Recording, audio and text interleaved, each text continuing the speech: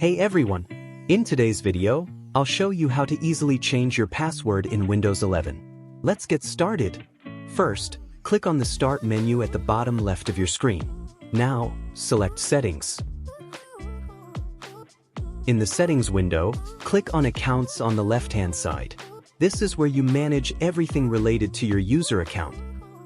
Next, scroll down and find the option that says Sign In Options. Click on it. Under Sign In Options, you'll see a section called Password. Click the Change button. Now, it'll ask you to enter your current password. Type it in and click Next. Now, follow these steps to set your new password. In the first box, type your new password. In the second box, retype the same password to confirm it. In the third box, type a password hint to help you remember it. Once you've filled in all the boxes, click Next. Finally, click Finish, and your password has been updated. That's it. You've successfully changed your password in Windows 11. Don't forget to like this video if it helped, and subscribe for more quick tutorials. See you in the next one.